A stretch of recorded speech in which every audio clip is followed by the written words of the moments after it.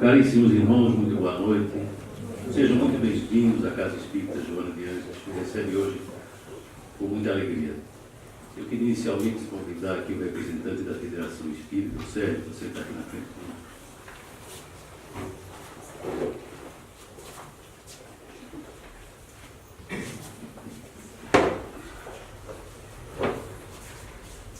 Vejo aqui tantos rostos conhecidos, outros nem tanto, né? Alguns companheiros de longa jornada no movimento espírita. Obrigado a todos vocês por terem vindo dividir conosco essa alegria dessa noite em que inauguramos a Casa Espírita Joana de Ângeles. Essa entidade foi fundada no dia 18 de abril do ano passado, 2017. Graças à generosidade do casal Ricardo e Lúcia, né, temos hoje esse imóvel aqui que nos abriga. Dessa data, 18 de abril, tivemos um longo período do processo de aquisição do imóvel. A família Cordeiro, os antigos proprietários dessa casa, com quem tivemos a grata satisfação de ter uma convivência bastante generosa e gostosa. E foi um longo período porque a casa tinha muitos herdeiros, eram 11 herdeiros, houve uma necessidade de tramitação cartorária, vocês sabem como são essas coisas. Então, finalmente, no dia 1º de novembro de 2017, o imóvel foi transferido para a Casa Espírita Joana de Ângeles. E aí começamos o trabalho de projeto e reforma da casa, e hoje temos aqui esse espaço tão agradável, né? Uma vibração muito boa, já deixada pela família Cordeiro aqui. Então, obrigado a todos por dividir conosco esse momento de muita alegria. Nós sabemos que uma casa espírita, ela não é apenas a edificação, as paredes e teto, mas há toda uma realidade, um trabalho no âmbito espiritual que já vem sendo desenvolvido desde essas épocas em que começamos o nosso projeto aqui. Então, a todos esses nossos amigos do mundo espiritual, também a nossa gratidão pelo carinho, pela dedicação que tiveram e que têm tido todo esse tempo. Mas também não é só disso que é constituída a Casa Espírita, mas é também pelas ações, pelos pensamentos, pelas emoções, pelos sentimentos de todos que frequentam a casa. Então, a cada um de vocês também obrigado por nos ajudarem a construir a Casa Espírita Joana de Ângeles. Nós temos, nessa noite eu vou rapidamente expor como é que vai ser a nossa dinâmica, nossa agenda da noite, como de resto vai ser todas as terças-feiras nas palestras aqui. Né? Então, no horário, às 20 horas, muitas vezes até um pouquinho antes, uns 5 minutos antes, a gente já começa a preparar o ambiente. Então, alguém vai vir aqui, dar as boas-vindas a todos, né? Depois é feita a leitura de uma mensagem, que a gente chama de leitura de preparo, ou leitura de harmonização, porque cada um de nós chega aqui com o pensamento nas atribulações do dia, né? Todos os problemas e, enfim, tudo que se passa durante o dia. Isso provoca uma movimentação não tão desejável aqui no ambiente espiritual. Então, essa leitura de harmonização serve para isso, mais ou menos como que para alinhar os pensamentos de todos, né? Para que juntos formemos um ambiente apropriado aos trabalhos que serão desenvolvidos aqui. Em seguida é feita uma oração. Toda atividade na Casa Espírita inicia e termina com uma oração. É feita a oração de abertura, é passada a palavra ao expositor, o palestrante da noite. Hoje temos a grata satisfação de ter nosso amigo Luiz Neri, lá do Centro Espírita Amor e Humildade do Apóstolo, lá do centro, na rua Marechal Guilherme, né? Não foi à toa que nós o convidamos, porque sabemos da excelência dele nas palestras e da aptidão, do gosto dele por biografias. Então, hoje pedimos para ele falar sobre Joana de Ângeles, essa veneranda entidade que empresta o seu nome à nossa casa. Então, é feita a exposição. Encerrada a exposição, nós fazemos um passe. Para isso, nós diminuímos um pouco as luzes, né, para favorecer, entre as outras coisas, favorecer a concentração. Nesse momento, nós devemos ficar com um pensamento elevado, eventualmente fazendo uma oração mentalmente, ou pensando em algum cenário bonito, algo que a gente goste, algo que consiga elevar o nosso pensamento. Tá? Isso vai favorecer o trabalho de passe aqui.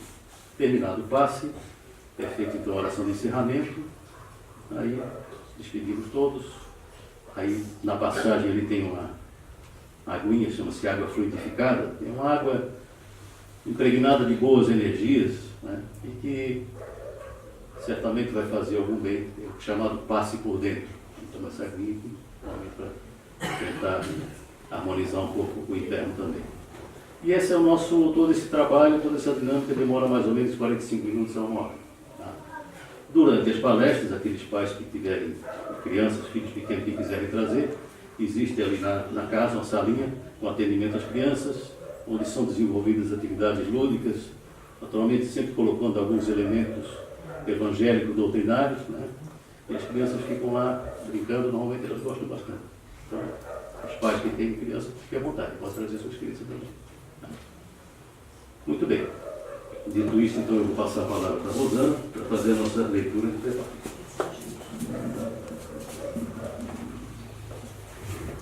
Boa noite a todos. A leitura de hoje é uma página da Joana de Ângeles. E o título é Vontade de Deus. A presença de Deus nos proporciona paz, aumentando as resistências humanas para os embates cotidianos. Sutil e poderosa ao mesmo tempo, é um dínamo gerador de energias que recarrega as baterias da alma, da mente e do corpo, mantendo-os em condições estáveis de equilíbrio e ação. Como a enfermidade resulta de desequilíbrios nos campos moleculares responsáveis pela harmonia das células, a saúde se estabelece quando a corrente divina passa com regularidade pelo sistema de ação aglutinadora dessas partículas de vital importância. Com ele o temor desaparece, oferecendo lugar à coragem que expressa bem-estar e segurança íntima. A evocação de Deus expulsa as preocupações e a insegurança, surgindo a serenidade e a confiança. A presença de Deus anula as recordações deprimentes e perniciosas que se clarificam com as esperanças de felicidade. Em Deus encontras a luz para discernires com acerto, pensamento corrente, falando com sabedoria, agindo com precisão. Ante Deus, tudo é possível. A saúde de alguém, o êxito, as tuas necessidades são convenientemente atendidos, porque Deus é o poder. Assim, quando hajas feito o máximo ao teu alcance e os resultados não sejam conforme esperavas, não te exasperes e aguarda um pouco mais. Ele não era o momento, e se houvesses logrado êxito, isso não te seria conveniente. Permite, pois, que se faça a vontade de Deus e não desanime jamais. Joana de Ângeles.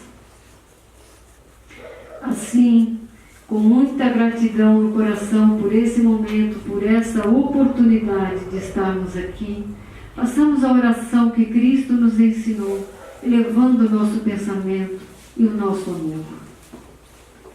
Pai nosso, que estais nos céus, santificado seja o vosso nome, venha a nós o vosso reino, seja feita a vossa vontade, assim na terra como nos céus. O pão nosso de cada dia dai-nos hoje, perdoa, Pai, nossas ofensas, assim que perdoarmos aos nossos ofensores. E não nos deixeis, Pai querido, cairmos em novas tentações, livrando-nos sempre de todo o mal, e que assim seja.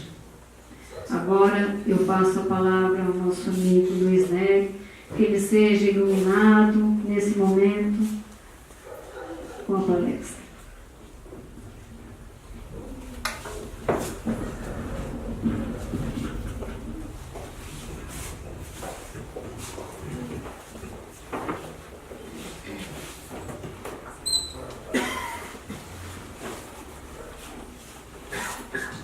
Em nome do Divino Mestre Jesus, que Deus, neste momento, nos inspire a vivência do lema de Francisco de Assis, amor e humildade. Esta memorável noite de maio 29, mês tradicionalmente consagrado a Maria, Mãe de Jesus, marca a abertura das sessões doutrinárias públicas, como foi muito bem explicado, desta novel Casa Espírita, em justa homenagem ao espírito de astral fulgor Joana de Ângeles. Maria é rosa mística. Joana tem por simbologia, por insígnia, a exuberante, pura beleza da rosa. Vamos tratar fundamentalmente de dois livros. Primeiro, a veneranda Joana de Ângeles, que é este livro aqui, de Celeste Santos, autora, e Divaldo Frank, em parceria com Divaldo Frank. Divaldo dispensa apresentações. Celeste é psicoterapeuta, professora de psicologia e voluntária na Mansão do Caminho, em Salvador. O segundo livro, Joana e Jesus, uma história de amor. Novamente, Divaldo Franco e César Braga Said. César é educador, mestre em pedagogia e psicologia e psicólogo clínico, já autor de outros livros. Vou destacar pontos relevantes da celebridade Joana de Ângeles. O que vou dizer é muito pouco ante a magnitude desse espírito. É como falar de apenas um pingo d'água do caudal oceânico. Joana de Cusa, vamos agora viajar no tempo. Ano 30, Canaã da Galileia, Jesus inicia seu ministério em bodas de casamento. Logo depois, Joana, esposa de Cusa, que era funcionário do governo Herodes, foi curada por Jesus. Isto está em Lucas 8, 2, 3. Joana narrou num dos encontros com o Divino Mestre, a intenção de abandonar o marido por seu comportamento violento, difícil, impulsivo, para se dedicar a seguir Jesus. Após ouvir Joana atentamente, Jesus explica a Joana. Joana, ama o seu marido assim mesmo como ele é. Persevera abrindo o templo da fé viva no coração do esposo. Não te acharias ligada a ele se não houvesse para isto justa razão.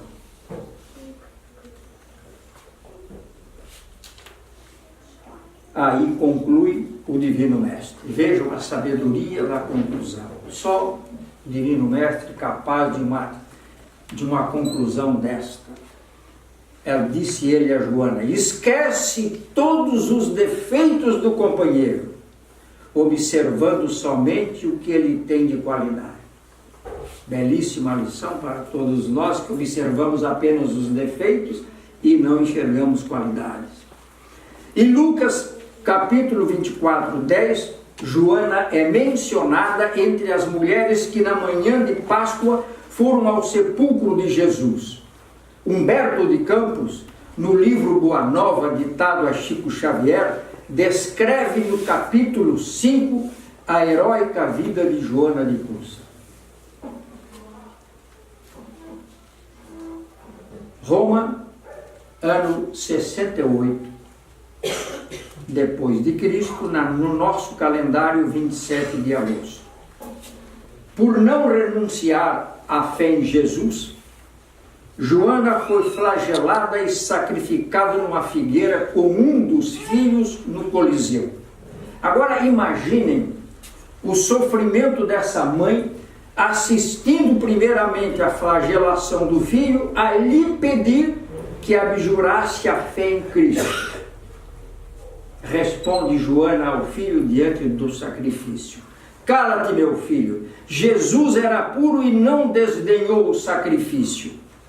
Saibamos sofrer na hora dolorosa, porque acima de todas as felicidades transitórias do mundo, é preciso ser fiel a Deus. Morreu perdoando os carrascos. Joana gerou 2 filhos. O filho que morreu a seu lado no martírio reencarnou no Brasil na pessoa de Nilson de Souza Pereira, amigo e companheiro de Divaldo nas obras de Salvador.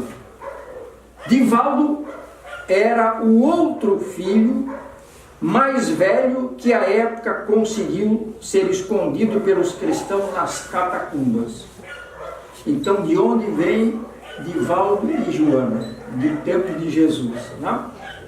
Portanto, Divaldo e Nilson foram irmãos germanos, quer dizer, filhos de Joana de Cusa, mesmo pai e mesma mãe. Joana é a personificação da mãe educadora, que reconhece na educação um tesouro à vida eterna. Ela educa pelo exemplo, oferecendo lições de coragem, fidelidade e fé. É nesse tempo de perfeita vivência cristã que Joana conhece o apóstolo João, que mais adiante, alguns séculos depois, seria pai Francisco. Aprendeu com Jesus que a família simboliza os laços eternos do amor. Aprendeu com Jesus que a alma humana deve ser um templo incorruptível.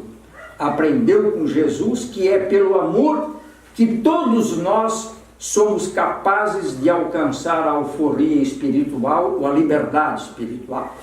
Aprendeu que Jesus não é só das religiões ou da religião.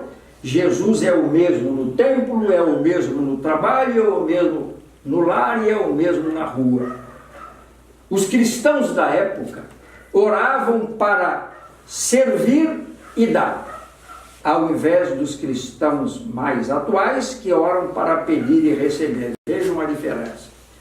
A Casa do Caminho, primeiro núcleo cristão erguido após a crucificação de Jesus, a primeira casa cristã, sob a liderança do apóstolo Pedro e seus companheiros, contou com alguns sestércios de Joana. Sestércio era uma moeda da época, o marido dela morreu, deixou algumas moedas e ela doou as moedas a Pedro para construir a primeira casa. Joana intercede ainda junto à virtuosa Cláudia, de quem era conhecida e amiga, que era esposa de Pilatos, pedindo pela justa absolvição de Jesus. Joana de Cusa reencarna em Assis. Viveu no tempo de Francisco de Assis como Clara de Assis. Clara nasceu no final do século XII e faleceu em meados do século XIII na mesma cidade, em Assis. Clara era 10 anos mais nova que Francisco e viveu 27 anos mais que Francisco. Quando Joana reencarna em Assis, usando a indumentária de Clara, Divaldo já se encontrava entre os discípulos de Francisco de Assis. Clara teve uma vida prodigiosa de amor e humildade, porque amor e humildade era o lema de Francisco. Médium extraordinária, realizava curas fazendo apenas o sinal da cruz. Muitas vezes Francisco não conseguia curar, encaminhava doentes à cura por Clara, inclusive os frades que estavam com ele, e Francisco encaminhava para Clara curar, porque ele não conseguia fazer a cura, mas Clara fazia. 4 de outubro de 1226, o sol começa a se apagar no poente, lá em Assis, quando a alma de Francisco começou a apagar-se no poente da vida física. Nesse preciso momento, já era noite, Clara, no convento distante, recebe informações mediúnicas do acontecimento, que Pai Francisco estava partindo. Interrompendo a reza, passa a contar para as suas confreiras, para as freiras, passa a contar o que estava acontecendo com o Pai Francisco, projetando sua tela mental na parede da casa religiosa. Como um filme, reproduziu toda a cena da morte de Pai Francisco. As freiras assistiram todas as cenas, que na época era uma coisa inédita, né? Ainda hoje seria. Toda a comunidade pôde assistir ao fato, ao vivo como na TV dos nossos tempos. Tanto que em 1958, depois de exaustivas pesquisas, o Papa Pio XII proclama Clara a pioneira da televisão. Em 1970, quando Divaldo Franco visitou o monastério de Santa Clara, em Assis, na Itália, o espírito Joana de Ângeles, que lá estava, diante do corpo em conservação de Clara, desvela outro ângulo de suas existências. Nesse momento, Joana revela sua reencarnação como Clara, que até então se tinha dúvidas. Relatam seus biógrafos que durante a gestação, sendo o primeiro filho, a mãe, que se chamava Hortolana, tinha medo. Na busca de coragem, um dia correu à igreja.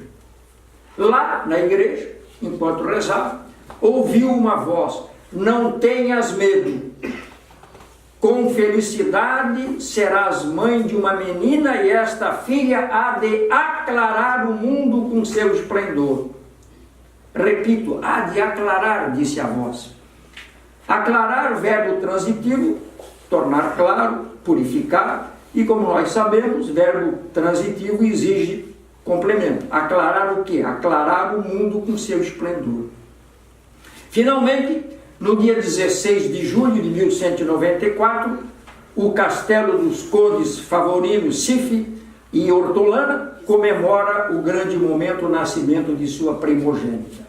A mãe insistiu em chamar-lhe de Clara, pois em seus ouvidos soava aquela voz, aquela promessa: ela há de aclarar o mundo inteiro com seu esplendor.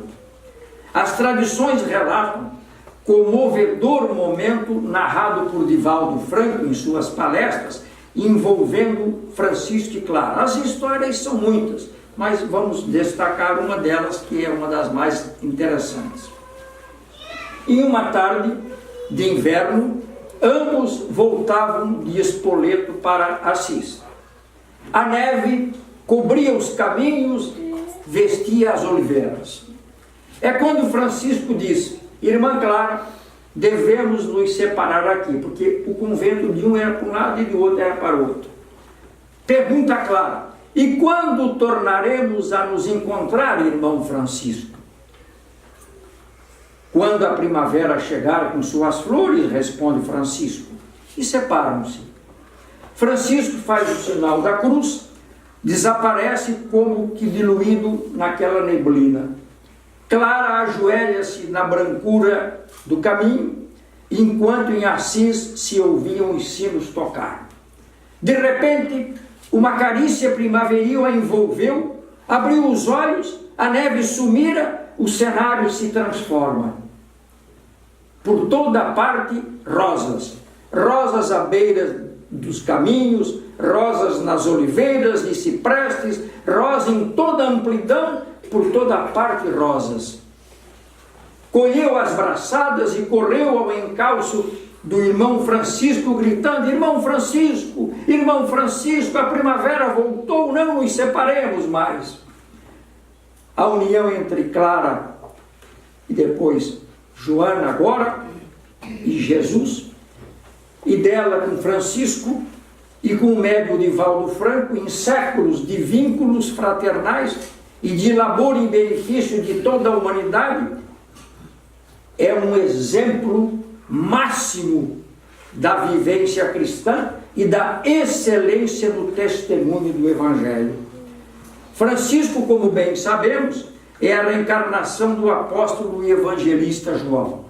Agora vejam, Francisco de Assis, Antônio de Pádua e Clara de Assis fizeram parte de uma falange que desceu à terra com a missão de resgatar o Evangelho de Jesus. Isto está muito bem narrado em um livro chamado Francisco de Assis, do autor espiritual miramês, por João Nunes Maia. Então, São Francisco, Santo Antônio e Santa Clara são os santos as personalidades mais biografadas, estudadas e lidas no mundo inteiro, inclusive no Oriente. Clara reencarna no México como Juana Asbarrey Ramírez de Santillana. Nasceu no dia 12 de novembro de 1651 em São Miguel Neplanta, México, filha de D. Manuel Asbarrey, espanhol, e de Isabel Ramírez Santillana, uma indígena. Agora veja, foi criança precoce. Aos 3 anos, fascinada pelas letras, ao ver a irmã mais velha aprender a ler e escrever, diz a professora que a mãe mandara pedir-lhe que a alfabetizasse também. Aos 5 anos, escrevia belíssimos versos. Aos 6 anos, sabe cozinhar, costurar e todos os afazeres comuns às mulheres. Soube que na cidade do México havia uma universidade, empolgando-se de no futuro aprender muito mais. Como gente grande, corre para conversar com o pai, confidenciando-lhe a intenção de ingressar na universidade. D. Manuel, como bom espanhol, riu-se e respondeu gracejando: só se você se vestir de homem, porque lá só os rapazes ricos podem entrar. Juana corre à mãe pedindo que lhe vestisse de homem para ir se habituando, porque quer ir para a universidade. Aos 12 anos, aprendeu latim em 20 aulas. Aprendeu português sozinha. Falava a língua perfeitamente e escreveu, inclusive, uma obra, uma espécie de um dicionário da língua nahuatl, dos nahuás, que são conhecidos por astecas. A mãe dela era indígena. O vice-rei da Espanha, Marquês de Mancera, visando criar uma corte brilhante na tradição europeia, convidou a menina prodígio de 13 anos para a dama de companhia da esposa. Encantou a todos com sua beleza, inteligência e graciosidade, tornando-se conhecida e admirada em toda a corte. Um dia, o vice-rei resolveu testar a inteligência prodigiosa de Juana, reunindo 40 professores especialistas da Universidade do México para interrogá-la sobre os mais variados assuntos. A plateia assistiu pasmada aquela jovem de 15 anos responder durante horas, madrugada dentro, ao bombardeio de perguntas dos professores, respondendo com acerto a todas as perguntas que lhe eram feitas. Aos 16 anos, ingressa no convento das Carmelitas Descalças e depois foi para a ordem de São Jerônimo da Conceição, tomando o nome de Sor Juana Inês de la Cruz. Dizia ela que quanto maior o conhecimento, melhor se pode servir a Deus. Na sua cela, no convento, cercada de livros, instrumentos musicais que inclusive ela criou, ela mesma fabricava, e científicos, Juana estudava, pesquisava, escrevia prosa, poesia, teatro e música. Ousou escrever, vejam bem para a época, ousou escrever uma crítica ao sermão, severamente foi censurada pelo bispo. Criou um sistema simples de anotar música para ensinar as freiras a cantar, alcançando fama inclusive como pintora, destacando-se em teologia, filosofia, medicina, direito canônico e astronomia. Pelo mundo afora, e cada vez mais, há muitas dissertações de mestrado e doutorado a respeito das obras de Soror Juana. Defendeu o direito da mulher se dedicar às atividades intelectuais, lecionar e pregar. É considerada a primeira feminista do mundo. Trabalhando na cozinha do convento, descobre muitos segredos naturais, concluindo que se Aristóteles tivesse cozinhado, mais sabedoria teria. Vulto importante para o México e para a humanidade, tanto que a maior cédula mexicana de 1000 pesos tem a sua efígie. Era frequentemente visitada por intelectuais europeus e do Novo Mundo, intercambiando conhecimentos e experiências. Era conhecida como a monja da biblioteca.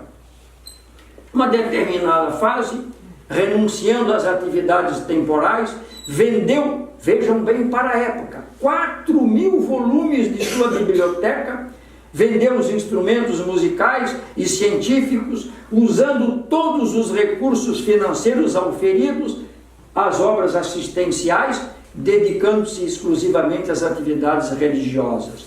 Em 1695, epidemia de peste graçou a região. Juana socorreu dia e noite os doentes, inclusive as freiras do convento. Quando não restava mais freira, morreram todas. Juana, abatida e doente, tombou vencida aos 44 anos de idade, no dia 17 de abril de 1695, portanto há 323 anos. Soror Juana Angélica, 66 anos depois de desencarnar no México, nasce em Salvador, na Bahia, em 11 de dezembro de 1761, filha de família abastada, ingressando aos 21 anos no convento franciscano de Nossa Senhora, contra a vontade dos pais, que já tinham arranjado para ela um bom casamento. Exerceu muitos cargos em sua ordem, dos mais modestos aos mais elevados. Tropas portuguesas na Bahia resistiram tenazmente à proclamação da independência do Brasil, não reconheciam. Em 19 de fevereiro de 1823, portanto, vejam bem, 5 meses e 12 dias após a independência, soldados portugueses invadiram o convento de Nossa Senhora, porque desconfiavam que lá os maçons estavam tramando contra a independência, aliás, contra Portugal, a favor da nossa independência, porque o pai dela era maçom. Soror Juana Angélica sai à porta do convento, empunhando uma cruz, procurando impedir que os soldados entrassem, porque o estrago seria grande. Resistiu valentemente, sendo atacada a golpes de baioneta. Com seu martírio, deu tempo às freiras escaparem, refugiando-se em um convento próximo. Soror Juana Angélica recebeu socorros, vivendo, porém, poucas horas, desencarnando no dia seguinte, 20 de fevereiro, de 1823, portanto, há 195 anos, tornando-se a verdadeira mártir da independência do Brasil. No plano espiritual, como Joana de Ângeles, prossegue como benfeitora servindo o Evangelho do Mestre.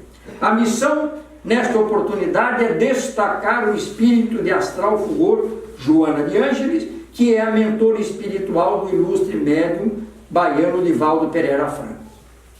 Joana, por intermédio de Divaldo, escreveu seu primeiro livro, Messe de Amor, em 1964. E este ano já está chegando o livro chamado Luz nas Trevas, que é um livro de autoiluminação. E neste livro, nesta obra, ela preconiza a terapia contida no Evangelho, brilhe a vossa luz. E diz ela que nós costumeiramente reclamamos da escuridão, por falta de iniciativa para acender a luz. Então é uma terapia de autoiluminação. Já escreveu por psicografia mais de 70 livros, exatamente 74, que são verdadeiros tratados de saúde mental, com uma terapia baseada no Evangelho e na codificação kardeciana. Dentre os espíritos ligados a Joana no plano espiritual, Destacam-se Ismael Gomes Braga, Rabindranath Tagore, Victor Hugo, Manuel Filomeno de Miranda, Amélia Rodrigues, Marcos Prisco, Viana de Carvalho, Simbá, João Cleófas, Bezerra de Menezes, Sheila Amália Franco e o Frei Fabiano de Cristo. Suas obras despertam as almas adormecidas, as almas enfraquecidas e as almas adoecidas para a responsabilidade da educação do espírito. Em essência, as obras de Joana, uma essência muito resumida, destacam que, renovando as expressões do pensamento, a vida renovar-se-á inteiramente. A educação do espírito depende do amor que ele desenvolve e vive. Amor é a mais poderosa energia a serviço da vida. Isso é um ponto comum de todos os espíritos superiores. Não é? O amor impulsiona o ser humano à perfeição. A medicina do futuro, diz ela, está na alma. Curando a alma, cura o corpo. As energias do ambiente, formadas por essas energias que estão aqui agora, que formamos por pessoas e coisas, as energias estão interagindo. As infinitas dimensões da vida vivem em eterna transfusão de forças. Joana de Ângeles foi precursora na denominação dessas energias como psicosfera, e hoje já é uma verdade científica, inclusive com pesquisas em universidades. Sendo o Espiritismo a universidade do bem, suas lições são exercícios de pensar, de falar e agir da melhor maneira no sentido do bem. Por isso a obra dela é importante. A função da ciência espírita é demonstrar o valor da verdadeira educação espiritual. Como filosofia, ela agiganta os sentimentos e como doutrina, consola corações. Visualização é uma força poderosa. Há um CD e DVD por Divaldo Franco apresentando a técnica da visualização terapêutica que foi concebida e ensinada por Joana de Ângeles. Visualização já é uma terapia reconhecida pela neurociência. Imagina o bem para a humanidade. Principalmente imagina o bem para o Brasil diante desta fase tão difícil que estamos passando. Imagina o bem para o ambiente onde você vive, onde você trabalha, onde você está. Visualizar, segundo Joana de Ângeles, quer dizer ver, sentir e acreditar naquilo que se pensa. Portanto, somente visualizar o bem para transformar. A vida em todas as instâncias espirituais e materiais se encontra sob a lei da semeadura e da colheita. Lembrando sempre, vejam bem, o que se pensa, o que se fala, o que se ouve e o que se faz são nutrientes da nossa alma. Por menor que seja, cada maldade que se evita é passo gigante na consolidação e evolução do bem. Como Joana de Cusa, como Clara de Assis, como Sora Joana Inês, e como Joana Angélica, e agora como Joana de Ângeles, cada vez mais e melhor faz brilhar a suprema luz do Evangelho de Jesus. Em 1962, Divaldo passou por grande provação porque foi acusado de mistificador, inclusive por companheiros, ficando vários dias sem dormir e constante dor de cabeça. Em um momento de sofrimento, Joana apareceu a Divaldo e Divaldo perguntou: minha irmã, a senhora sabe que eu estou sofrendo grande injustiça e não me diz nada? Joana respondeu: por isto mesmo eu não te digo nada, porque é uma injustiça. E como uma injustiça não tem valor, Divaldo. Tu és quem está dando valor, e quem dá valor à mentira deve sofrer o efeito da mentira. Se tu sabes que não é verdade, por que você está sofrendo? Afirmando: eu já escrevi por tuas mãos, não valorizes o mal. Só tenho, Divaldo, para você um conselho: não valorizes o mal. Nesta oportunidade abençoada, a chamada então é justamente o contrário, é valorizando o bem. Valorizando no gerúndio, conhecido como tempo de Deus, que significa valorizar sempre, continuamente, permanentemente, dando-se sempre o melhor valor ao bem. Segundo Joana de Ângeles, quem quiser mudar a sua vida para melhor, precisa com sabedoria ver o divino em todas as coisas. Assim, vamos encontrar a verdadeira, a pura e a plena felicidade. Portanto, sejamos felizes, valorizando sempre o bem. É o propósito de Deus que está contido no Evangelho do Divino Mestre à luz da terceira revelação. O Evangelho é uma síntese das leis universais apresentadas de forma didática por Jesus Cristo, que nós precisamos praticar. Então, por fim, Joana de Ângeles nos receita, vejam bem a receita que Joana de Ângeles quer passar ou passa para todos nós. Diz ela: a oração é remédio que cura todas as dores da alma. Nossa eterna gratidão ao radioso espírito Joana de Ângeles por suas imperecíveis lições, que nos ajude a valorizar sempre o bem. Assim seja, muito obrigado.